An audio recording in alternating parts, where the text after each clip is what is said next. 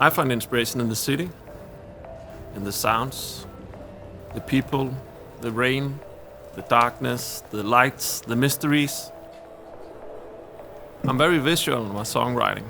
I often have a specific movie scene or illustration that I want to create with sound.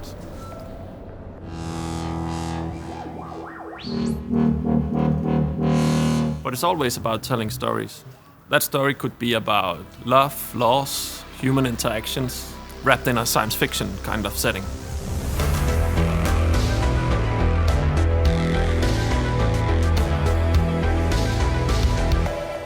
The great thing about music is that you can connect with people all over the world with the same interest.